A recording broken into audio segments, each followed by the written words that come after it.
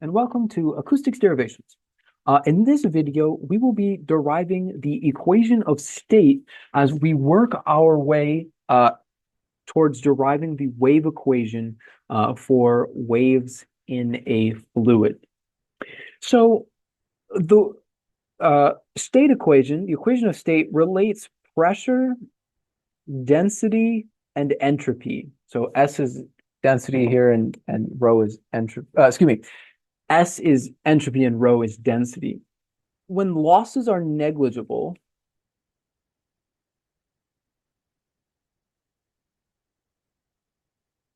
it turns out that entropy is a constant. In other words, we have isentropic wave propagation, and that allows us to write pressure as only a function of density. So this is our isentropic equation of state. But unfortunately, this isn't really usable in this form. So we're going to have to do some math. But before that, I want to mention some examples that are common. So we have the perfect gas law, which of course is P is equal to R rho T, where R is equal to 287.08 joules per kg K, joules per kilograms Kelvin. Or another example is the adiabatic gas law, which is P over P naught is equal to rho over rho naught to the gamma, where of course gamma is the ratio of specific heats. However, we want to derive the wave equation for any arbitrary fluid, not just for a perfect gas or an adiabatic gas. So any fluid, liquid or gas. So what we're going to do is we're going to expand P is equal to P of rho as a Taylor series, everybody's favorite, about rho is equal to rho naught. And I'm going to note that P of rho naught is equal to P naught. So what is rho and what is rho naught? Well, rho is the total density of the fluid.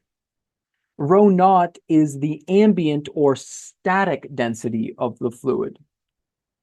And I'll show later on how those two are related, but we're evaluating or we're expanding the Taylor series about saying density is the static density. Likewise, there's pressure and total pressure, capital P, and static or ambient pressure, capital P naught. And again, I will show how those are related in just a little bit, other than you can evaluate one at the point of the other. And I'll explain that as well. So, okay, so we have that P, oops, we have that P of rho is equal to, so if you think back to Taylor series, if a Taylor series of f of x is about point A is f of A plus the derivative of f at point A times x minus A, and then so on and so forth. So we have dp d rho. Now, we know that this is all done with entropy held constant, but to save some writing, just assume that the derivatives have entropy held constant. So we take this derivative and then we set rho equal to rho naught. And then we also need rho minus rho naught. Okay, well, continuing on, we have 1 over 2 factorial, which of course is just 2, times d2p d rho squared. Once again, holding entropy constant, but I'm not writing that. We're evaluating this at rho equals rho naught, and then we have rho minus rho naught squared. And then there's also higher order terms, but for our purposes, we won't need them right now. Okay. So next, what I'm going to do is I'm going to rewrite these first two terms, but I'm going to multiply this expression by rho naught over rho naught, and this expression by rho naught squared over rho naught squared. And you'll see why I'm doing that. It sounds kind of arbitrary at this point, but it'll make sense in a moment.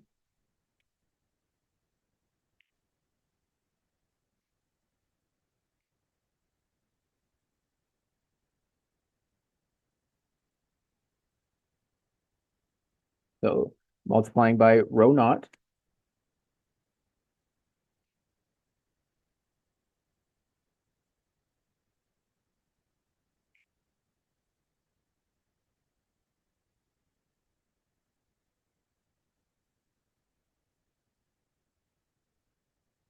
Okay. So why did I do that? Why did I do that? Well, it's to introduce the parameters A and B, and then ultimately introduce the speed of sound. So we can define A as rho naught times dp d rho evaluated at rho equals rho naught.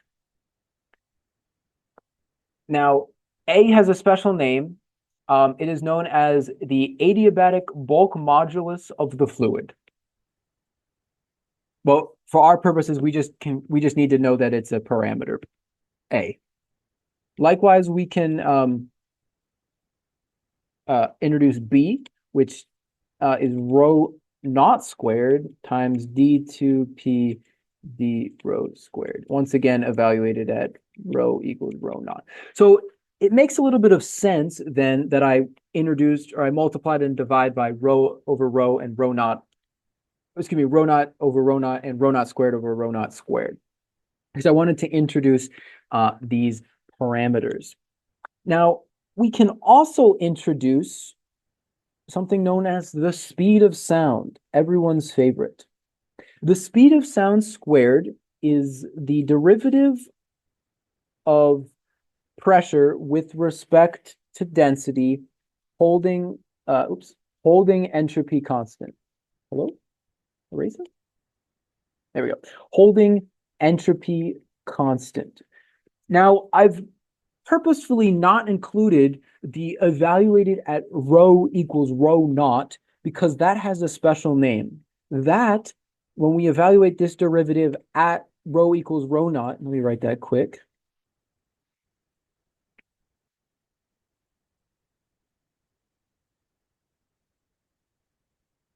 This is known as the small signal speed of sound. In other words, it's the speed of sound in the medium at ambient or static pressure. And we can see that here. Let me change colors quick. So if we plot, a straighter line than that. If we plot, okay, just imagine those are straight lines. Pressure and density, and we have some arbitrary curve that looks, I don't know, something like this. If we evaluate at rho naught and p naught, and we change colors once again, if we take a slope, a tangent here, the slope, m being for slope, is c squared. So at ambient pressure and density, the slope of the curve is c squared. Now, suppose we were up here. I'll make that. Yeah, okay, so we're up here. Now what's the slope? Well, the slope at some arbitrary point. Excuse me, I misspoke earlier. This should in fact be c naught squared. My apologies. At ambient pressure and density, you should find that the slope is C naught squared, right? Because we're evaluating it at rho equals rho naught. But now suppose we're at some arbitrary point for rho. Well, the slope is just C squared. As rho approaches rho naught, C approaches C naught. Okay? So as rho approaches rho naught, C approaches C naught. Again, C naught squared is C naught, which you can then square. So C naught is the small signal speed of sound. It turns out that in for linear acoustics, we use the small signal speed of sound rather than the speed of sound a majority of the time, and that's because the difference between some arbitrary point rho and the ambient point rho naught is very, very small, and we'll see that in just a moment. So you could say the perturbation off of the ambient density is really, really small. Same with the perturbation off the ambient pressure. Thus, C goes to C naught. So we use C naught as our speed of sound. So with that little tangent out of the way, we can rewrite the Taylor series expansion for pressure as the following.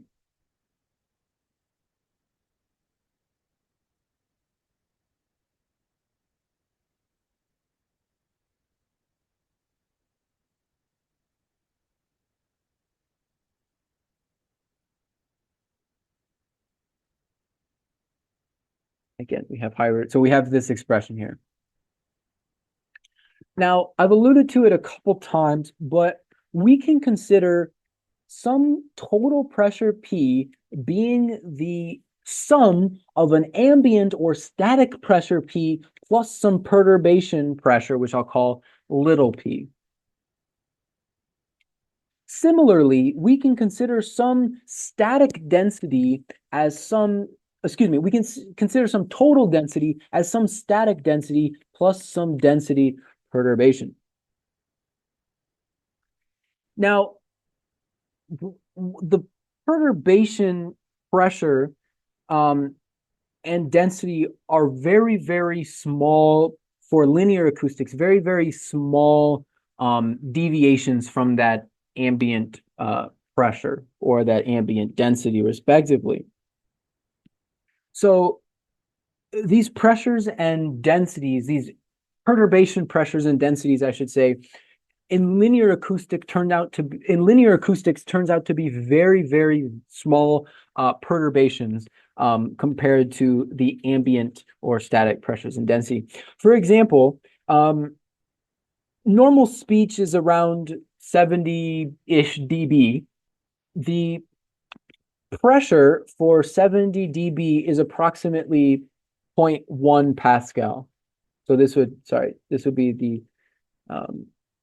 so for 70 dB, it's approximately 0.1 Pascal is the pressure perturbation. Well, if you know what ambient pressure is just in standard temperature and pressure, I believe it's approximately 101 point something. We'll just say approximately 101 pascals, or kilopascals, sorry, kilopascals. So it's 101 and some odd change kilopascals. Thus, the perturbation pressure is so small compared to the ambient pressure. Once again, that comes back to why we use in linear acoustics C naught squared or C naught rather than C. Okay, so we've introduced that we can write our total pressure as some ambient or static pressure plus a perturbation pressure. Well, we are allowed to then use that in our Taylor series expansion. We obtain that little p, the perturbation pressure, is equal to A over rho prime over rho naught plus B over 2 times rho prime over rho naught squared plus higher order term. Then we need to, so we have this expression now for pressure, but it's not very useful for us. We want it in terms of speed of sound. Well, we come up here and we take a look for a second, the expression for C naught squared and the expression for A.